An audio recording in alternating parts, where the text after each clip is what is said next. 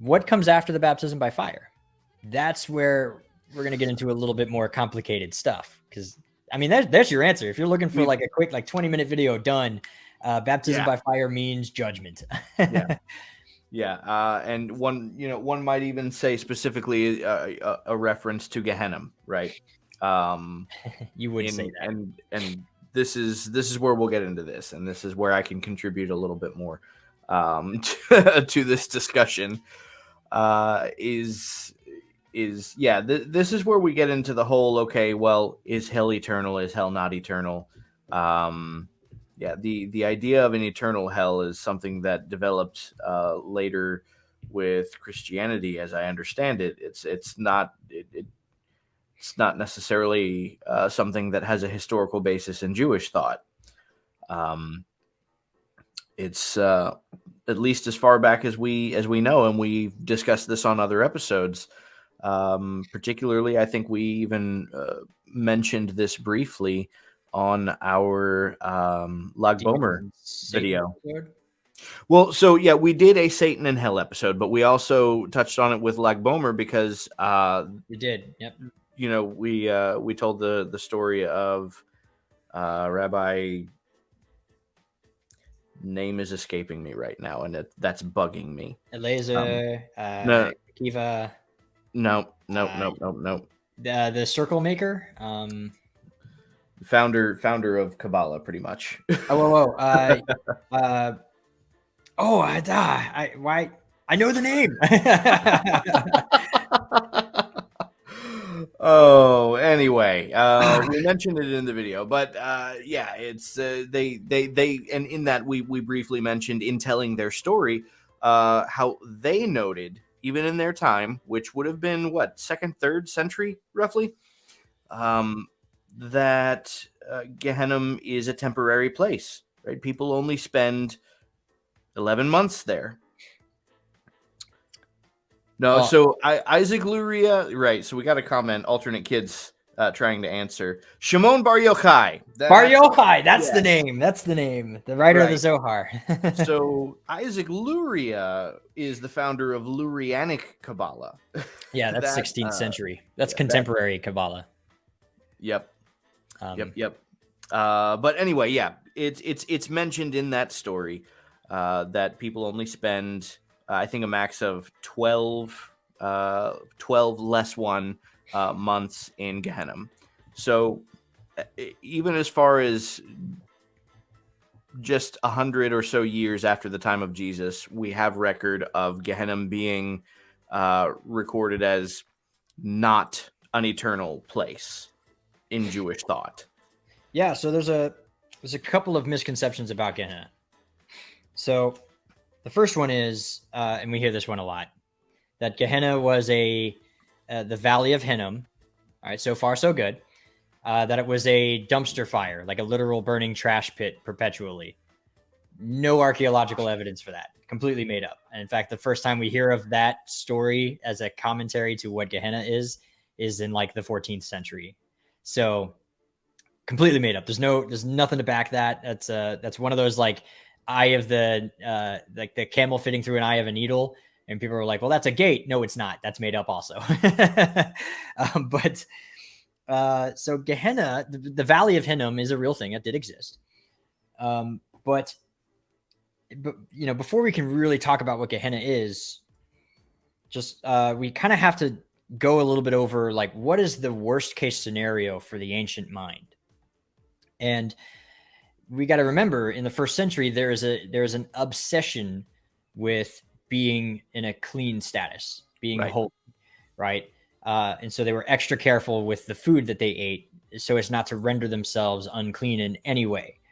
And unclean as in like koino, not unclean as in akatharton, which is like unkosher. Koina is like common or unclean. It's a different type of uncleanness, but they were very obsessed with it. And so the worst case scenario, like the biggest threat that you could threaten a person with in this time period, was to tell them that that their body would forever rot in a valley of unholiness. And that was your fate. That was your doom. And that was quite a threatening thing. It might not sound like, well, to us in the Western mind, we're like, well, I'm dead. What do I care? But to them, that was like, that's a really bad thing. They don't want that. It's the worst case scenario.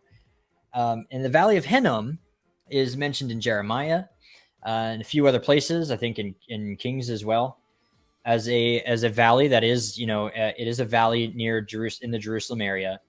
It sits within view of the temple, kind of. But it's a valley where Molech and child sacrifice was performed really regularly. So it is an unholy valley. It's a valley of like no one goes there.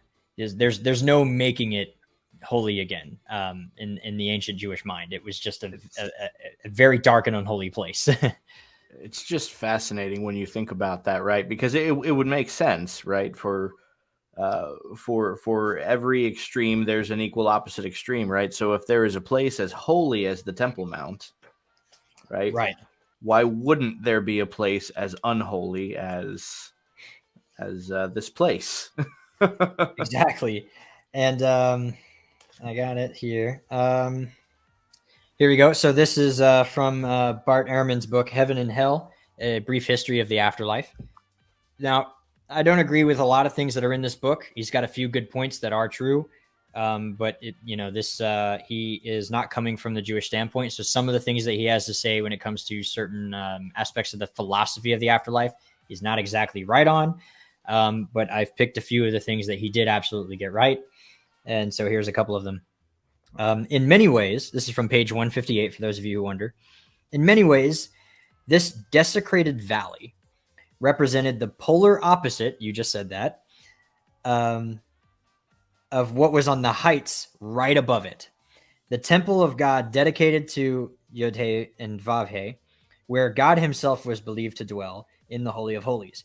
Gehenna, by contrast, was the place of unfathomable cruelty and nefarious practices connected with a pagan divine enemy of the God of Israel, literally an unholy, blasphemous place. So, and it really captures, I think, like the real oomph of like this place. It's not a dumpster fire, but it's definitely a place like there's a reason it was unsettled. Nobody went there. It was just a forever cursed place. And so it was always used in a poetic way to represent the place that you went if you weren't a righteous person in your lifetime. You would dwell in the Valley of Hinnom. Eventually, in later, like Shimon Bar Yochai, like in the Zohar, Gehenom is the name of one of the circles of I can't remember. It's not the afterlife, not hell. But there's circles. There's like Sheol, and Gehenna is one of the circles. I have to look it up.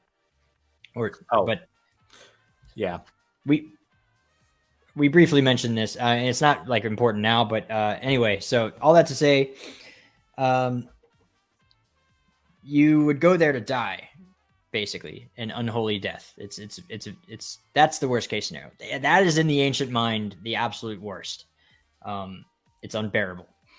So when Yeshua uses this as imagery, it's very shocking to the people, where it doesn't really resonate with us in the same way, because our thought process now is, well, I'm dead. What do I care? That was not the thought process for them. Yeah, there's a reason why they called death sleep in the Ancient of Days. They really viewed it as sleep, like that there was something within you still in that body. And so there was a sense of suffering if you weren't buried properly or in time or in an unholy place, things like that. So this was a worst case scenario in the ancient mindset. Yeah, there are even particular numbers of days, at least for the first year, as I understand it, that you are supposed to wait to visit a grave on after somebody's been buried. You wait. 7 days, and then there's various numbers of days towards visiting the grave.